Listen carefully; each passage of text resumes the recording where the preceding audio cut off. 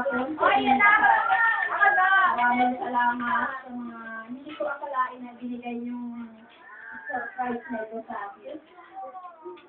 Maraming salamat sa Panginoon. Una-una lahat sa inyo na ginawa niyo kami mabuting tao rin na sa aming pagiging ulilang lubos na napili kami. Ay, sinapay mga bata, oh.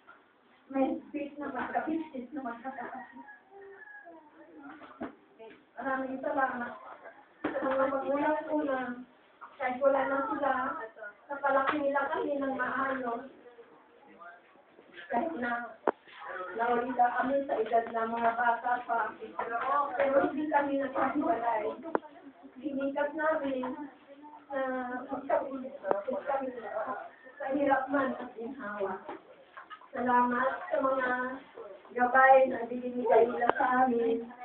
At umabot kami sa mga edad na ganito na nagtutulungan. Salamat din sa mga lalo-lalo na sa mga kapatid ko noon. Ay, mga pamangkin ko, na hindi ko akalain na naisip nilang gumawa ng ganitong surprise sa akin. Wala akong kalam-alam.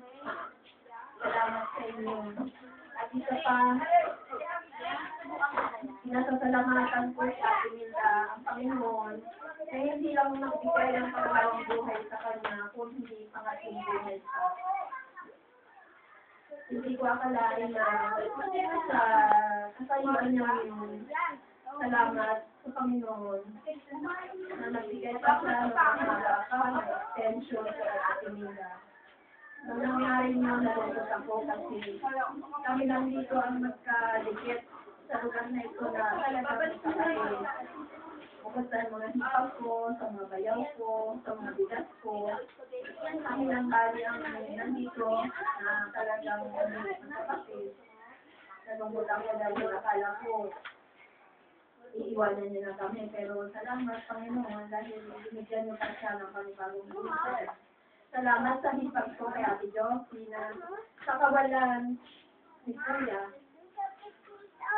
Nakapananin namin kapatid. Hindi siya lumagal sa tabi namin. Sa hirap man ang ginawa. Kaya nung mangyari yung kay Ate Mila, lumalakas ang loob ko pagka nandyan si Ate.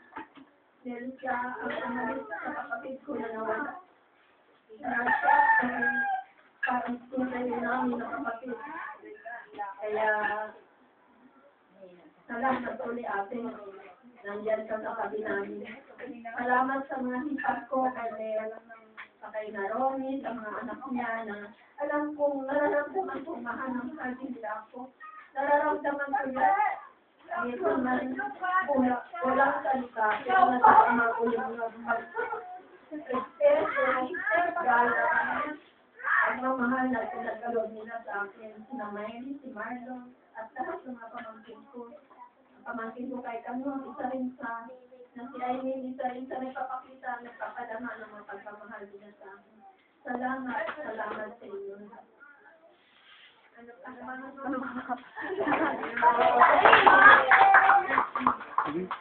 Hello.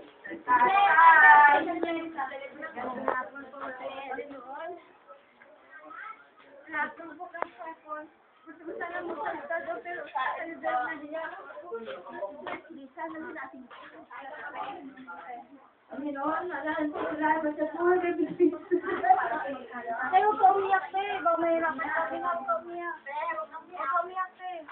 Ayaw ko umiyak.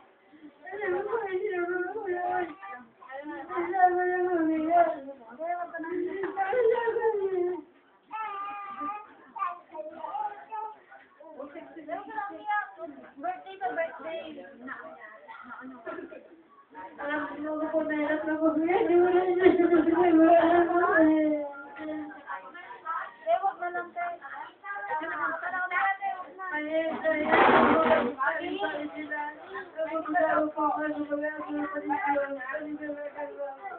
Para maintindihan namin, sinasabi. Kahit naman na po yan. Kita tahu wala mo pulo mo. Wala na mo pulo. Mahirap na. Tapos pinagkahulit ko. Wala pinagkahulit ko. At kasi ko pinagkahulit. Mahirap hindi mo na pulo mo. Kaya kahit kasama ko mga anak ko dyan, wala ko puso na. Marami na lang kasi yung Lord. Inalas ko kasi mapanood na kami yun. Minasma na lang po ninyo ang mga mga po, mga mga kapatid na awa. Mga kapatid, munting mga na Bere Maria, at saka mga Bere ng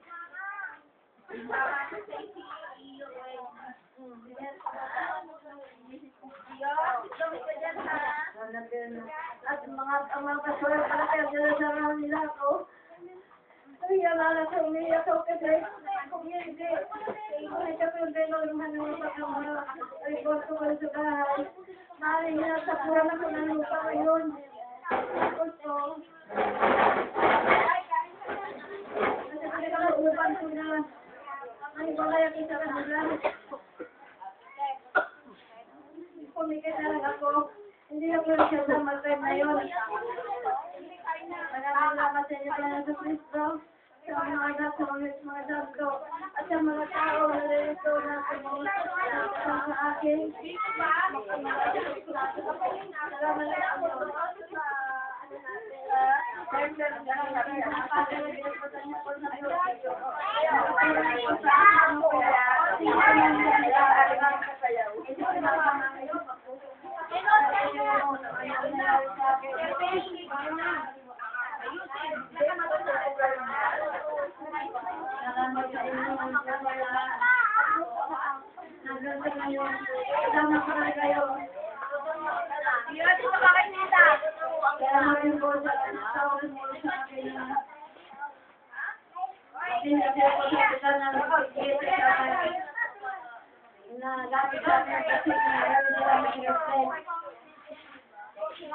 Salamat salamat sa inyo marami at ibigay sa akin ng buhay. Maraming ko sa inyo ang nilagay na ako sa inyo.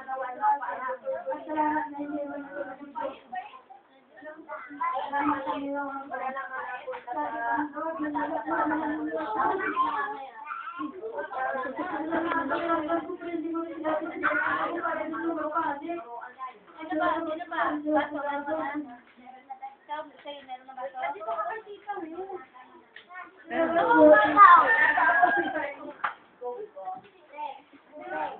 Wow!